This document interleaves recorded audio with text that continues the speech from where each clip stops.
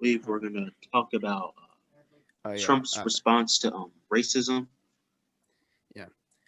So yeah, this is the topic of the debate that spawned a lot of the most talked about moments uh, in the aftermath. Um, so I have a couple clips. There's the one that everyone was talking about, and one that was a little bit different.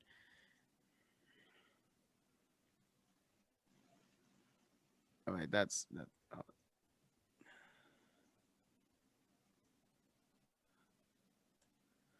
so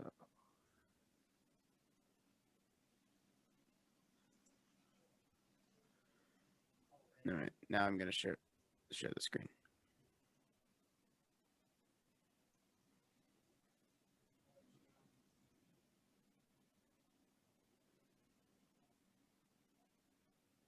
You have repeatedly criticized the vice president for not specifically calling out Antifa and other left-wing extremist groups.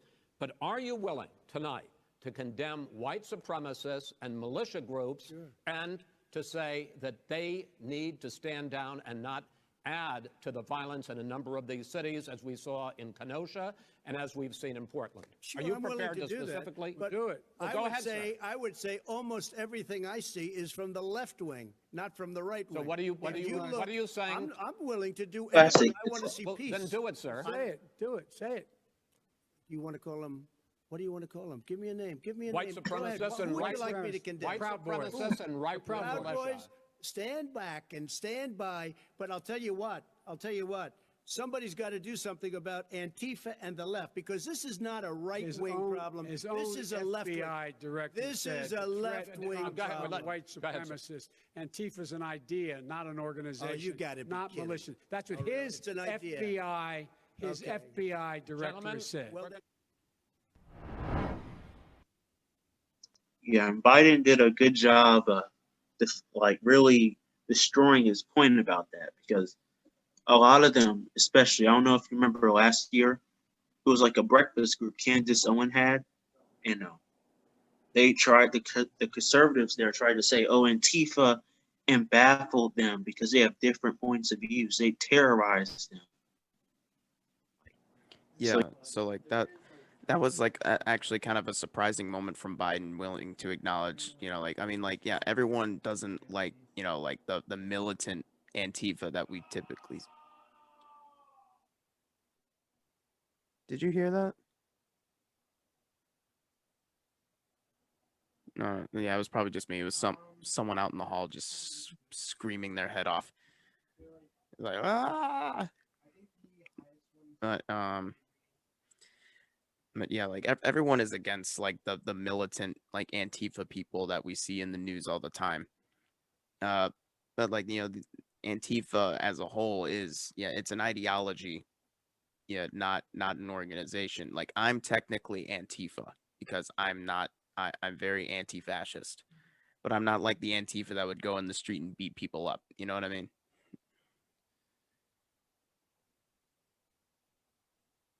Are you still there, Malcolm?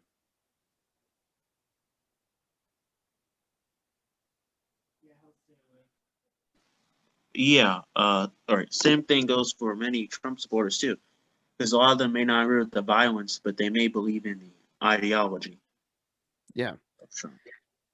yeah. So yeah, like yeah, uh, Trump's own FBI director, like own appointed FBI director, was willing to admit that it's not an organization, it's an ideology. And now let's get to like the main comment at hand. Trump telling the Proud Boys to quote, stand back and stand back and stand by, or stand down and stand by, something like that. When we were watching that, when I first heard him say that, he said it in a very passing manner to the point where it's like, okay, was that just like a slip of the tongue? I mean, that sounded bad, but it's possibly just like didn't mean to make it like that.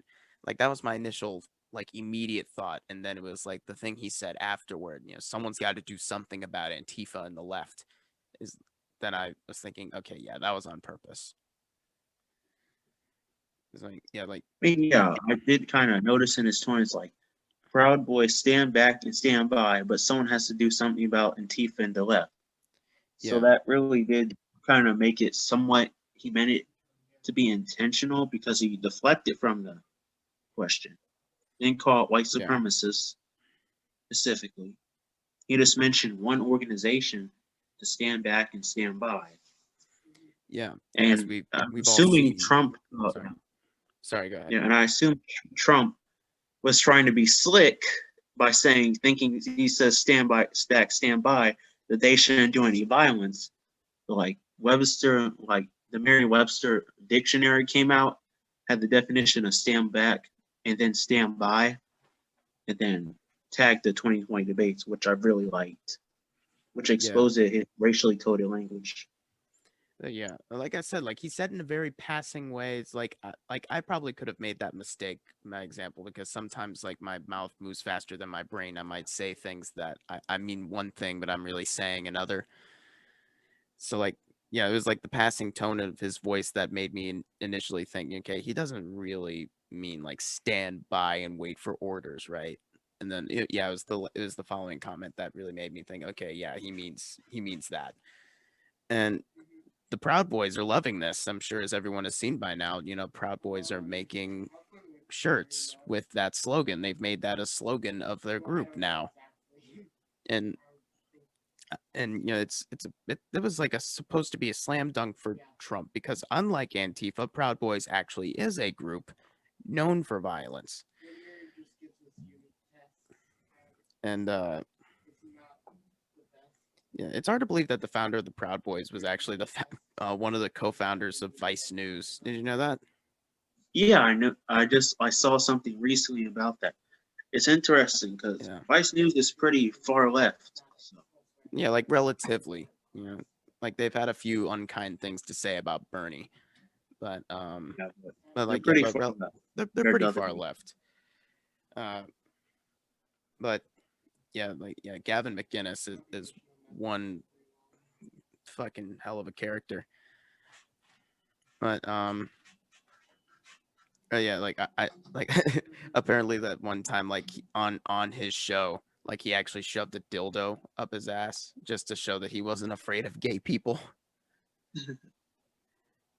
I was thinking that was recent. I tried to turn that into like an asshole of the week segment. But asshole of the week. Sorry, I can't help but chuckle at that. But here's another moment from that segment in which Trump is not as direct in his language, as he was with like stand back and stand by. He was basically using a dog whistle, and you'll see what I mean.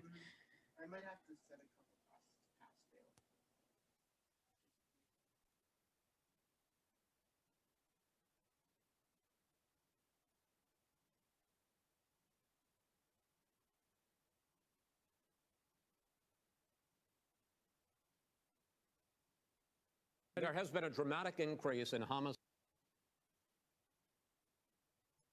You can hear it, right? I can hear it. Okay. There has been a dramatic increase in homicides in America this summer particularly, and you often blame that on Democratic mayors and Democratic governors, but in fact there have been equivalent spikes in Republican-led cities like Tulsa and Fort Worth. So the question is this really a party issue? I think it's a party issue. You can bring in a couple of examples, but if you look at Chicago, what's going on in Chicago, where 53 people were shot and 8 died shot. If you look at New York, where it's going up like nobody's ever seen anything, the numbers are going up 100, 150, 200%. Crime. It is crazy what's going on. And he doesn't want to say law and order because he can't, because he'll lose his radical left supporters. And once he does that, it's over with. But if he ever got to run this country, and they ran it the way he would want to run it, we would have We would our run it suburbs the would be way- gone. By the way, Suburbs. our suburbs would be gone, and you would see problems like you've He never wouldn't seen know a before. suburb unless he took a wrong turn. Oh, I know suburbs. He would not. So much I was better. raised. Go ahead. Wait a minute. I was So much raised in the suburbs. This is not 1950. All these dog whistles and racism don't work anymore. Suburbs are by and large integrated. There's many people today driving their kids to soccer practice and/or to black and white and Hispanic in the same car as there have been any time in the past. What really is a threat to the suburbs and their safety is his failure to deal with COVID. They're dying in the suburbs. His failure to deal with the environment. They're being flooded. They're being burned out because his refusal to do anything. That's why the suburbs are in trouble. I do want to. Some If you ask me, I think that was probably Biden's best moment of the debate. Like, he had like a funny line introducing it, and then he basically was able to shut down Trump's entire point and then inject his like his own point with it. And like, he really seemed like relatable in that moment. Like, he actually knew like what the problems are, and I think to an extent he does know what the real issues are. I mean, yeah, Um, definitely. I mean, and- somewhat. I mean, we do have to do more to like kind of end residential segregation. Yeah, I mean, but overall, he did. I think what he was doing was attempt to like knock out some of his racially coded language he was trying to use. yeah, like, yeah, we've heard that term, especially like very recently. Talking about the Black Lives Matter movement in today's world. We've heard that phrase used by Tucker Carlson occasionally, because Tucker Carlson's a racist dog whistle son of a bitch. Like, he's used the term, like abolishing the suburbs, and that Yeah, is like assuming. Yeah, that it's is like a very it's classic racist dog whistle. yeah, saying like, oh, all the crimes gonna come to your suburb and scare you. But sadly, if you look back, Biden did attempt to use that with the during the crack cocaine epidemic in the 90s. Yeah.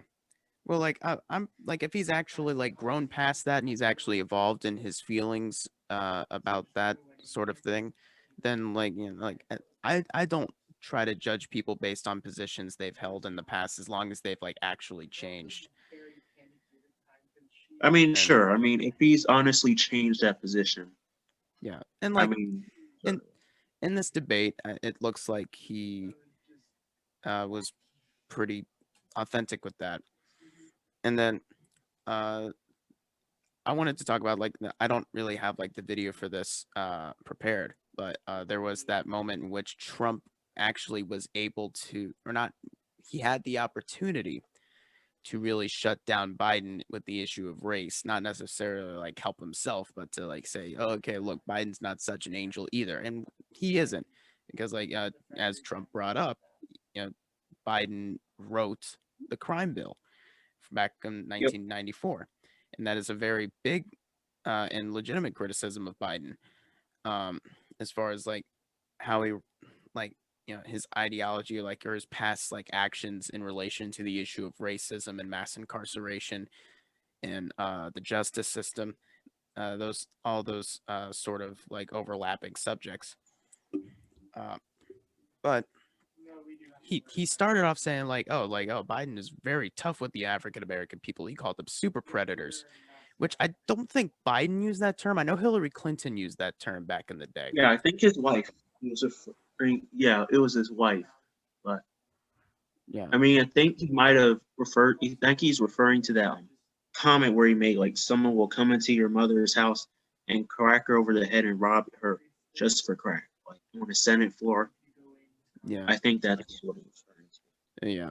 But like, yeah, or I don't know. I wouldn't be surprised if he's used it, because, like, other Democrats have used it, like Hillary Clinton, but I don't think I've ever seen an old clip of him using the term super predator. But yeah, like, Trump was basically, oh, like, you called super predators, you were very rough with the African American community. And then he leads that into another segment, and like pretty much like almost immediately contradicting himself by saying Biden is tough on crime. He can't say law and order, or else he's going to lose his radical left base, which he never really had. he kept on saying that, which made you, me, and Alex laugh constantly. Yeah, exactly. He said many times that I'm the Democratic platform. Like he said, the Green Deal is not my deal. He literally established many times to say that he is not associated with the quote radical left. Yeah. And to like kind of close out this segment, that like and I talked about this in our immediate thoughts. There's like a number of subjects like climate, the justice system, healthcare especially, in which the left position was just constantly berated by both of them, even though it's been proven that these solutions are the right solutions, like Medicare for all, Green New Deal, and like all of the like original platform suggestions of Campaign Zero back when the Black Lives Matter movement first started. All of those things in which many Joe Biden and Donald Trump are against. And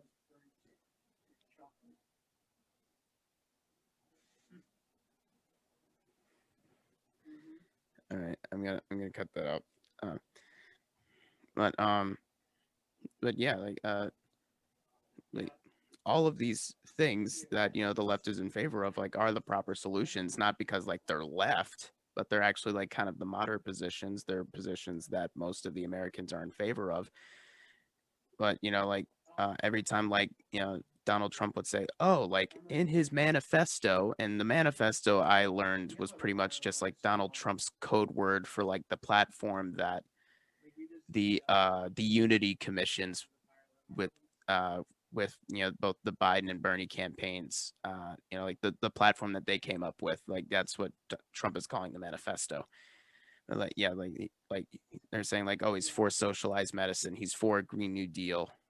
The thing is like if Bernie was up there, he would have been, hell yeah, I am, and that's what most of the American people want, and that's what will help solve these problems. Biden is not taking the popular position on these issues like Trump, like unlike like very, very much like Trump isn't, and he's like saying, no, I'm not for that. Like I beat the socialist. Like, dude, you're running away from a very popular policy solution. What was it, like nearly 70% of Americans are for Medicare for all? Last I checked, it and yeah, like and that was the part that really angered me about Biden's performance. Was and like the debate overall was basically kind of like operating under the assumption that any left position is by default, kind of silly, unrealistic. Yeah, I And, mean, sure. I mean, to give them some concessions. There are some people in the left that have silly ideas, but for the most part, a lot of these ideas, what you're saying, are pretty rational. Yeah, like I mean, a lot. Yeah, there's some like relative or like maybe not silly, but like ideas that are definitely more or less on the fringes.